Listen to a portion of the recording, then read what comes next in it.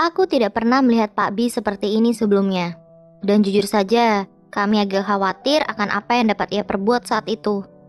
Saat ia berbalik ke arah Matsa, ia berkata, "Saya tidak tahu bagaimana orang-orang melakukannya di negaramu, Matsa. Tapi di sini, di Amerika, kami memiliki apa yang disebut standar." Namaku Alicia Turner, dan ini ceritaku. Saat aku di tingkat 6 sekolah dasar, aku memiliki seorang guru sains bernama Pak Bekzinski.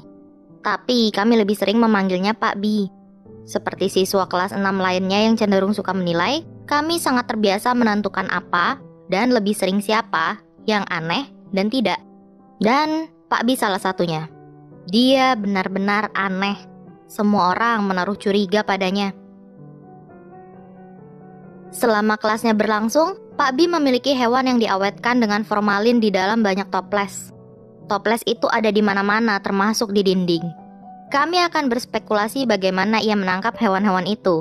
Apalagi, ia memiliki pembawaan dingin dan terkadang matanya menatap jauh. Dan perasaan yang dirasakan murid-murid di kelas adalah ia bisa melakukan apa saja.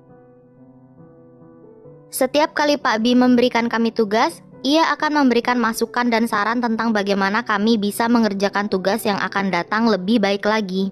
Sekadar hal umum yang membantu. Salah satu teman baikku di kelas adalah Matsa. Ia murid yang pintar dan selalu mendapatkan nilai di atas rata-rata. Tapi satu hari, ia menerima hasil tes dari Pak B dengan skor yang sangat rendah untuk anak sepertinya. Kami semua cukup kaget karena hal itu agak sedikit tidak masuk akal. Tapi tidak sampai membuat kami ketakutan.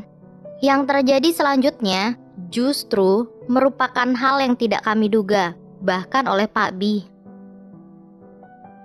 Jangan salah paham, bagiku wajar apabila seorang guru memperlihatkan kekecewaan pada murid mereka. Tapi Pak B meruncingkan mata seakan ada sesuatu di matanya dan terlihat sangat tidak nyaman. Ia terlihat tidak senang dan kami bisa lihat ia menahan kekecewaannya. Kemudian, ia menatap Matsa dan berkata, "Saya tidak tahu bagaimana orang-orang melakukannya di negaramu, Matsa. Tapi di sini, di Amerika, kami memiliki apa yang disebut standar. Saya sarankan, kamu mungkin mendapat keuntungan dengan membiasakan dirimu akan konsep tersebut." Matsa lahir di Zimbabwe, tapi pindah dengan orang tuanya ke Amerika saat masih sangat kecil.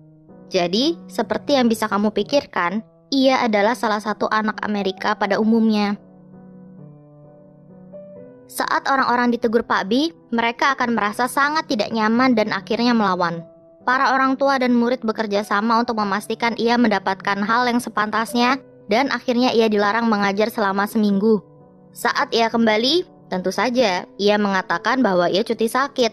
Tak ada yang berani menanyakannya atau berusaha mencari masalah dengan mempertanyakan kebohongan itu, dan kami bersyukur tidak ada kejadian beberapa bulan ke depan.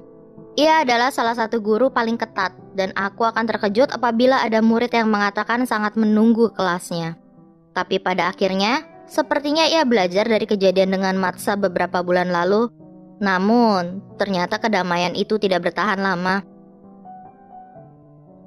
Satu hari, temanku Olivia sedang sibuk sendiri. Tanpa menyadari ia menjadi target kekesalan Pak B.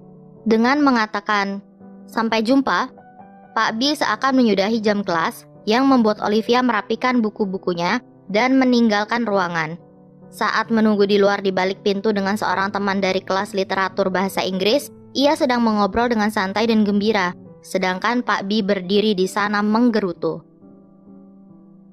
Ia keluar dari kelas, dan saat melihat Olivia, ia menggenggam lengannya dan mulai menarik dan mengguncangnya. Olivia membeku ketakutan. Ternyata kelas belum selesai. Olivia bagaimanapun juga tidak tahu kalau ia melakukan kesalahan. Pak B menariknya kembali ke kelas saat ia kebingungan. Pak B menyuruhnya untuk kembali duduk. Saat Olivia tidak bergerak, ia memaksanya duduk dan kembali ke papan tulis melanjutkan kelas seakan tidak terjadi apa-apa. Ketika Olivia merasa dipermalukan dan mendapatkan beberapa memar dari kejadian tersebut, insiden itu berakibat fatal bagi karir Pak B sebagai guru. Setidaknya di sekolah kami. Orang tua, kepala sekolah, murid, dan guru lainnya merasa malu dan setuju perlu tindakan lebih lanjut untuk hal ini. Pak Bi segera diberhentikan dan kami akhirnya bisa bernafas lebih lega. Di kemudian hari barulah kami tahu bahwa beberapa murid sebelum kami memiliki pengalaman tidak menyenangkan dengan Pak Bi. Satu kejadian yang membuatku tidak habis pikir adalah ia pernah membuat 2 anak perempuan mencukur bulu ketiak mereka di hadapan seluruh kelas. Aku tidak pernah berurusan dengan guru atau seseorang dengan wewenang tinggi sebelumnya yang membuatku merasa tidak aman seperti Pak Bi. Dan sayangnya, walaupun setahun sudah berlalu, perasaan tidak aman itu masih ada. Dunia terasa lebih gelap dan muram saat kamu menyadari tidak bisa mempercayai orang lain sepenuhnya. Terlebih mereka yang memiliki posisi tinggi atau wewenang besar terhadapmu. Atau mungkin sebenarnya kamu bisa saja mempercayainya, tapi tentunya dengan resiko. Aku merasa lebih mengerti kenyataan pahit kehidupan saat ini, dan itu bukan hal yang buruk. Tapi saat kamu tidak bisa mempercayai orang lain dengan mudah, atau kamu merasa perlu memikirkan baik-baik perilaku seseorang sebelum kamu bisa merasa nyaman dengan mereka, beberapa kesenangan terenggut karenanya. Kurasa apa yang kugambarkan adalah kepolosan masa kanak-kanak dan bagaimana itu bisa hilang begitu saja. Semua anak di kelas sains tingkat 6 sudah memiliki jalannya sendiri, dan waktu kami bersama Pak Bi sepertinya bukan topik yang akan dibahas. Beberapa murid melakukannya dengan sangat baik dan menjadi lebih kuat dari sebelumnya. Beberapa mengalami penurunan, beberapa terlihat menjaga jarak, dan beberapa, seperti anak lainnya, mulai bereksperimen dengan minuman dan hal lainnya.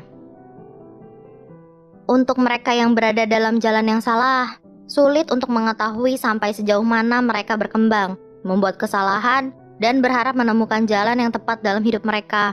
Dan sampai sejauh mana tahun di mana kami bersama Pak Bi meninggalkan pengaruh pada mereka seperti padaku. Terkadang aku ingin membicarakannya, tapi kurasa tidak ada yang ingin membahasnya.